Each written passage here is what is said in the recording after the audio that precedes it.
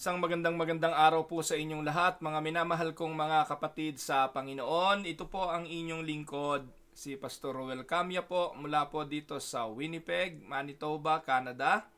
Para po sa ating pag-aaral ng salita ng Diyos ngayon pong umaga, welcome po sa Tinig ng Pag-asa. Araw po ng Biyernes at sa buong mundo po ngayon ay kinikilala ang araw na ito na Biyernes Santo, sa kung saan araw po ito na ginugunita ng bawat isang mananampalatayang Kristiyano ang naging kamatayan ng ating Panginoon at ang ating kaligtasan. Sa araw pong ito, ang ating pong pag-aaral ay pinamagatan ko pong The Gospel in the Face of Loss.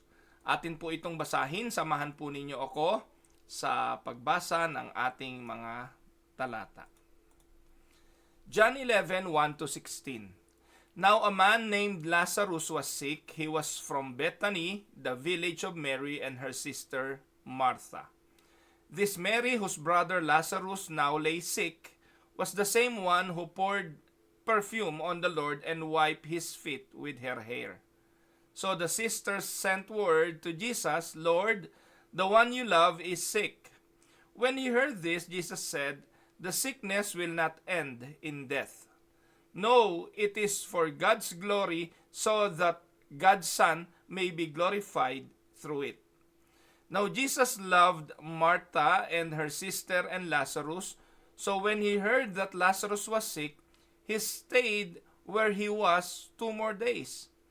And then he said to his disciples, let us go back to Judea. But Rabbi, they said, a short while ago, the Jews there tried to stone you, and yet you are going back? Jesus answered, are there not 12 hours of daylight? Anyone who walks in the daytime will not stumble, for they see by this world's light. It is when a person walks at night that they stumble, for they have no light. After he had said this, he went on to tell them, our friend Lazarus has fallen asleep, but I am going there to wake him up. His disciples replied, Lord, if he sleeps, he will get better. Jesus had been speaking of his death, but his disciples thought he meant natural sleep. So then he told them plainly, Lazarus is dead. And for your sake I am glad I was not there, so that you may believe. But let us go to him. Then Thomas, also known as Didymus, said to the rest of the disciples, let us also go, that we may die with him. Pagpalain nawa ng Panginoon ang pagkabasang ito ng kanyang mga banal na salita, na sa araw pong ito ay atin pong pagbubulay-bulayan. Ang kamatayan ng isang mahal sa buhay ang isa sa pinakamabigat na emosyon na pwedeng maranasan ng isang nilalang. Overwhelming ang emosyon na ito at nagdudulot ito ng sense of loss and despair.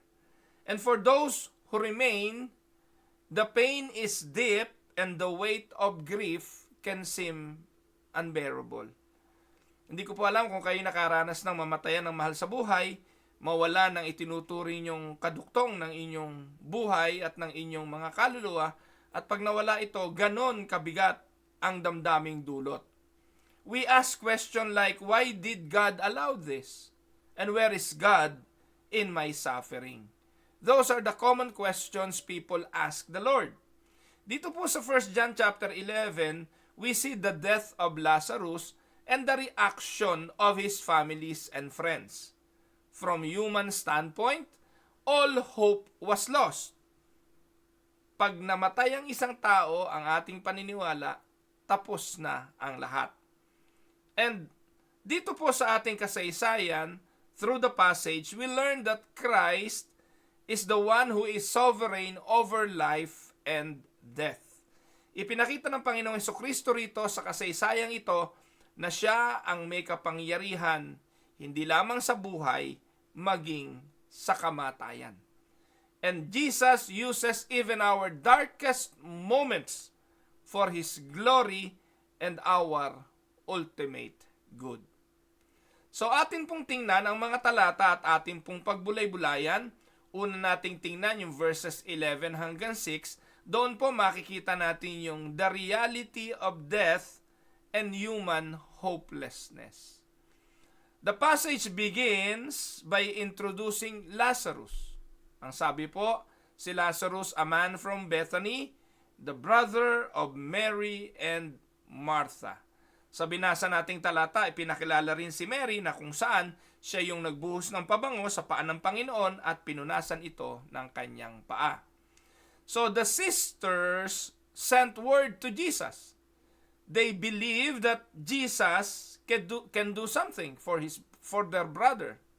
At ano ang kanilang ipinaabot? Na sana pasyalan ni Jesus ang kanilang kapatid. Subalit, Jesus delayed his response. At mababasa natin to sa verse 4. Ang sagot ng Panginoon na ipinadala niya, this illness does not lead to death.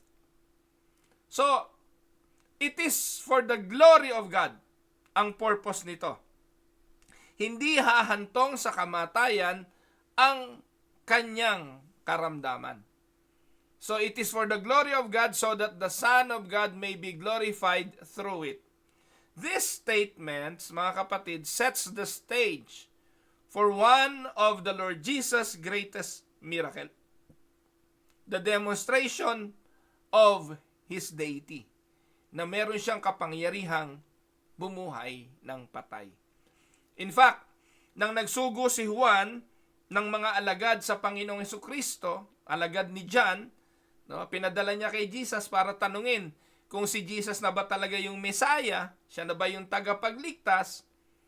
Ang sagot ni Jesus, bumalik kayo kay John at sabihin ninyo, narito, may mga himala, ang bulag ay nakakakita, ang mga lumpoy nakakalakad, ang patay ay nabuhay, at ang ebanghelyo ay naipapangaral.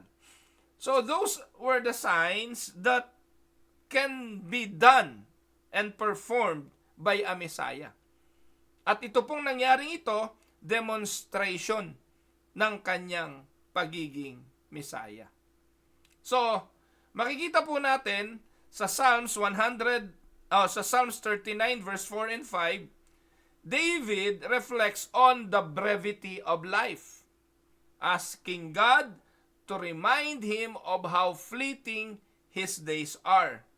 So this passage reminds us that human life is temporary and we must place our hope in the eternal. Ang nangyari po kay Lazaro ay isang patunay ng katotohanan ng kamatayan, the reality of death.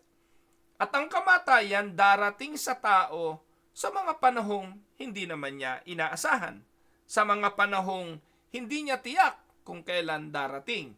May namamatay ng bata, minsan ay nasa kasibulan nasa prime of his or her life, minsan naman pag matanda na o sa karamdaman.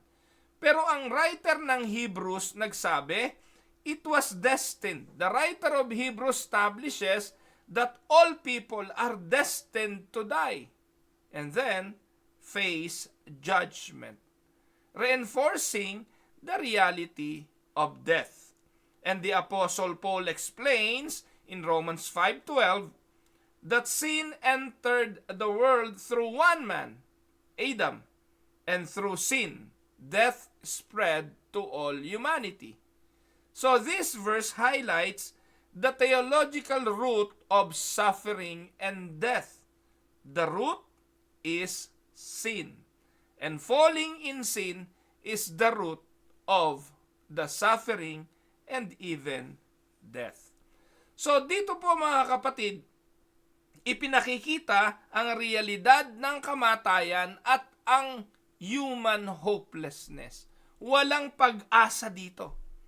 Mananatili na ang tao'y mamamatay at tutungo sa kapahamakan ng pagdurusa at kahatulan kung walang magiging solusyon. At ang may kapangyarihan lang sa solusyon na ito, walang iba kung hindi ang Diyos. So the death of Lazarus left Mary and Martha in sorrow. This is Again, one of the devastating situation in human relationship. Masakit ang iwanan, masakit ang lisanin ng mahal sa buhay. So their natural reaction sa pangyayaring ito ay grief, pagdurusa. No? As ours is when we lose someone, ganun din naman po sa kanila. This is a reminder that even faithful believers, kahit kaibigan ng Panginoon, malapit siya kay Lazaro, ang term na ginamit po rito ni Martha at ni Maria, the one you love is dying. So bagamat ganun siya, kalapit sa pamilyang ito, may we be reminded that even the believers will experience the pain of death. It is not wrong to grieve. Even Jesus in 11:35, nang dumating siya sa libingan ni Lazarus, tumangis siya. However, our grief should be different from the kind of grief that the world has. Iba dapat yung pagtangis natin. Ang pagtangis natin ay dapat bunga lang nung separation, nung paghihiwalay. Mamimiss mo yung taong yun. Pero hindi dapat pagtangis ng kawalang pag-asa na tapos na ang buhay ng taong ito, pupunta na siya sa impyerno at mapaparusahan sa kabigatan ng kanyang mga kasalanan. That is not the case here. The believer's grief should be different at hindi dapat katulad ng mga pagluluksa ng mga wala sa Panginoon. So while the world grieves with no hope, believers grieve with the assurance that death does not have the final word. Do you remember when Jesus died? Nang namatay ang ating Panginoong Hesukristo, hindi pa rin naiintindihan ng kanyang mga alagad ang mga bagay na itinuturo ng Panginoon. In fact, ang aking paniniwala, the main reason why the Lord Jesus asked the disciples for them to go to the house of Lazarus is for Jesus to show them the importance of seeing Him reviving the dead. Pinakikita rito ng Panginoon sa mga alagad na dapat ninyong maintindihan na may kapangyarihan ako sa kamatayan, katulad ng aking kapangyarihan tungkol sa buhay. Dapat makita ng mga alagad yung sovereignty ni Christ over death. Pero kaya nga po, hindi ba kayo nagtataka? Kung babasahin po natin yung verses 7 to 10, naghintay pa siya ng 2 araw. Jesus told His disciples they were going back to Judea after 2 days. At ang mga alagad natakot, knowing that the Jews had recently tried to stone Jesus. Kaya ano sagot nila? Huwag tayong pumunta roon, pinagtangkaan tayo ng mga Hudyo, papatayin tayo pag bumalik tayo doon. Ano sagot ng Panginoon? Jesus responded, "Are there not 12 hours in the day? If anyone walks in the day, he does not stumble, because he sees the light of this world." John 11:9. Jesus was teaching that He operates on God's divine schedule and not man's fear. Na ang Panginoong Hesukristo may timing, may timetable, the fact na naghintay siya ng 2 araw, yun ang kanyang oras. May tinutupad at sinusunod ang Panginoon na timetable. Hindi bunga ng takot sa tao ang pipigil sa kanya, sa kanyang layunin, sa kanyang gawain at sa kanyang purpose. Isaiah 46:9-10, God declares that He alone is sovereign, knowing the end from the beginning, and this passage reassures us that nothing happens outside of God's control. Amen, mga kapatid? Hindi naman lingid sa inyo ang Romans 8:28, where Paul reminds believers that all things work together for good, for those who love God. So even in death and suffering, God is working out His divine plan. Sabi rin ni Job sa 14:5, he acknowledges that human life is in God's hand. Diyos ang nagbibigay, siya rin ang babawi. He has set our days and their limits according to His will. Kaya kung mamamatay sila, mamamatay sila. Hindi dapat sila nag-ooperate sa takot, sa opinyon ng tao, at sa mga pwedeng gawin sa kanila ng tao. So si Jesus sabi niya, let us go. Ano sabi ni Tomas na siyang ano tawag doon? Lagi na lang nagdududa. O tara, sumama tayo sa kanya. Nang mamatay na rin tayo, katulad niya. Maybe referring to Lazarus' death. Kung pupuntahan natin patay, pupunta tayo at tayo mapapahamak, mamamatay din tayo. Kaya tara na, para mamatay na rin tayo, kagaya nung namatay. Nakuha niyo po mga kapatid. So this passage reminds us that God's way are not our ways. What we see as delay is actually God's perfect timing. Jesus was not late.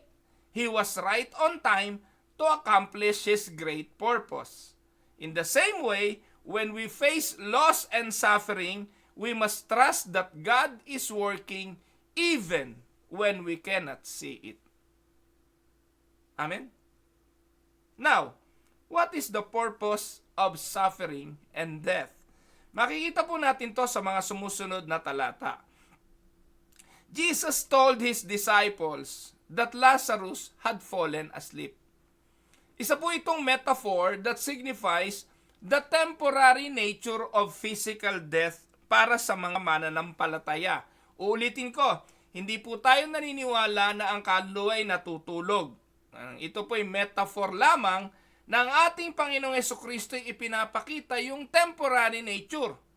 Na kapag ikay namatay, ikaw ay natulog at ikaw ay gigising na saan? Sa kabilang buhay. That is what the Lord Jesus is teaching here.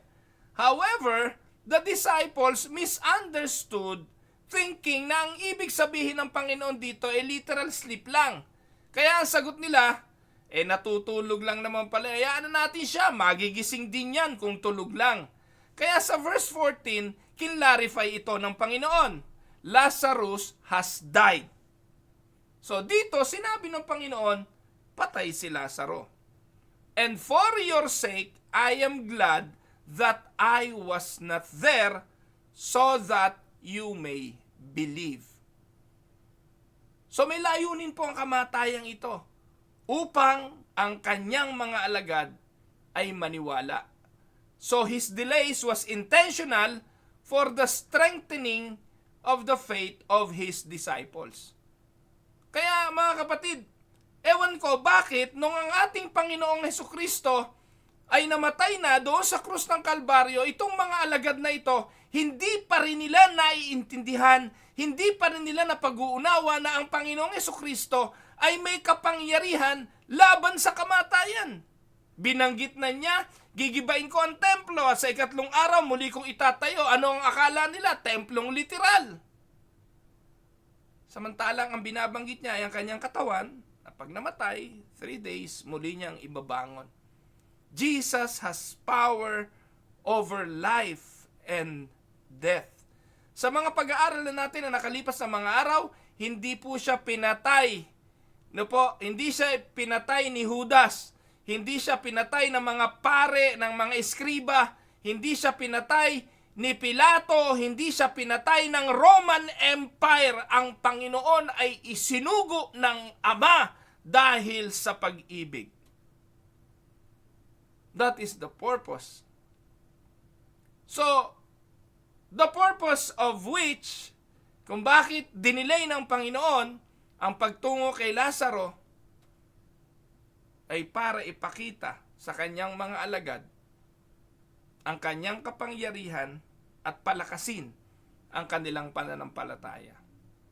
Subalit, katulad din ng bawat isa sa atin, na sa kabila na ng mga pruweba, sa kabila na ng sinasabi ng banal na kasulatan, sa kabila na ng mga patotoo na ating narinig, di pa rin tayo naniniwala na ganun ang ating Diyos makapangyarihan. Ano sabi ng 2 Corinthians 4:17-18? Paul teaches in this scripture that our afflictions are momentary and preparing us for an eternal glory that far outweighs them all. So this passage helps us understand that suffering has a divine purpose. Amen? Kaya sa John 11:25 to 26, Jesus later declares to Martha, I am the resurrection and the life. Jesus is connecting what will going to happen to him. Ikinukonekta rito ng Panginoon sa gagawin niya kay Lazaro ang mangyayari din sa kanya. Paano mangyayari na siya yung resurrection kung hindi siya mamamatay? At dito dineclare na ito ni Jesus kay Martha, I am the resurrection and the life.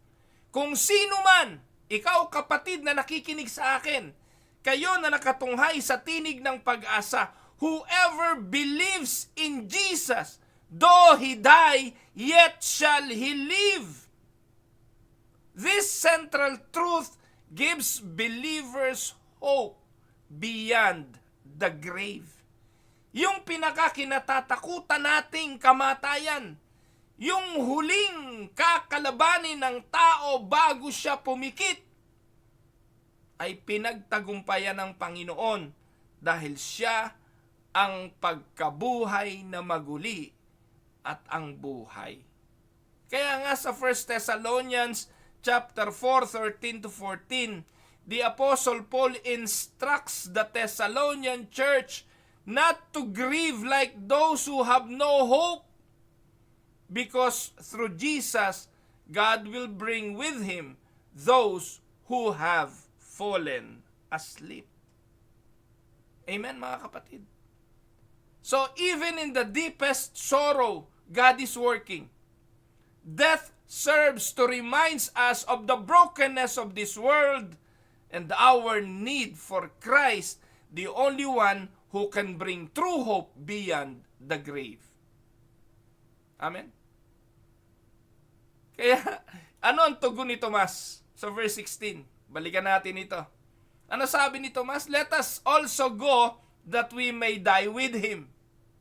This reveals that the disciples were still operating out of fear rather than faith. They did not yet grasp the power of Christ over death. In our times of suffering, tayo rin mga kapatid, nagkakaroon tayo ng matinding struggle, hindi natin nakikita ang plano at we focus on the immediate pain that we have. But here Jesus calls them to trust Him. Kaya kapatid, kung ano man ang pinagdadaanan, ano man kabigat ang iyong suliranin, this message, I hope, will bring you encouragement and trust that God is still in control. To illustrate this,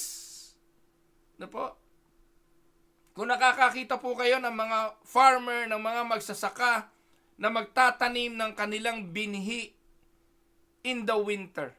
Nakakita na ho ba kayo ng tulip? Diba, napakaganda ho ng tulip. Alam niyo po ba kung kailan itinatanim ang tulip? Hindi po yan itinatanim ng spring. Ang tulip bulb, para pong sibuyas yan yung tulip, itinatanim po dyan yung parang sibuyas, yung pinaka-bulb. Ibabaon mo yan sa lupa sa panahon ng fall season, yung bago mag-winter. Itatanim mo po yan bago mag-winter. Pag pumatak ang yelo, iisipin mo, paano mangyayari dun sa buto na nasa ilalim ng lupa? Wala na, parang walang pag-asa. Mababalot ng yelo ang lahat ng kalupaan. Pero ang napakatindi po rito, pagdating ng spring, yung mga buto na nasa ilalim ng lupa, mararamdaman nilang spring na dahil babagsak ang ulan. Unti-unti pong maglilitawan ang mga tulip. Kaya po yung tulip, sumisibol po yan pagbagsak na ng yelo, pagbagsak na ng tubig, ng spring, at pagsikat ng araw, maglilitawan na po yung ubod ng gagandang mga bulaklak ng tulip. Death may seem like the end, but in Christ it is only the beginning of eternal life. Kaya dito makikita natin mga kapatid sa mga talata, the comfort of Christ in our grief.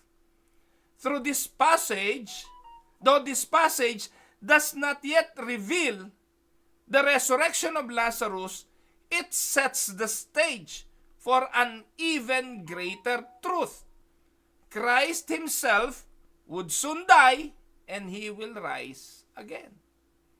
So the raising of Lazarus, again, sinasabi ko po sa inyo, was a foreshadowing of the ultimate victory over death that Jesus would accomplish on the cross. Kaya tinalaki ko po ito Kung nagawa ng Panginoon na buhayin si Lazaro, saka pa ba natin pagdududahan yung ginawa niyang pagbuhay sa kanyang sarili, kagaya ng kanyang ipinangako? Ano sabi ng John 14:1-3? Jesus reassures his disciples that he is preparing a place for them and will return for them. I will go to the Father and prepare a place for you. Pag nai-prepare ko na, I will go back and take you with me. This promise offers hope to all believers facing death. 1 Corinthians 15:54-57, the Apostle Paul proclaims that death is swallowed up in victory through Christ. Jesus Christ, by his resurrection, removed the stings of death for believers. And in Revelations 21:4, John's vision of the new heaven and the new earth assures us that one day there will be no more death, no more sorrow, and no more pain. Mga kapatid, when we face the death of a loved one, we can take comfort in knowing that Jesus is with us in our grief. Amen? He does not leave us to suffer alone. He enters into our own pain, just as he did with Mary and Martha. But more than that, he has conquered death so that we may have eternal life. Amen mga kapatid?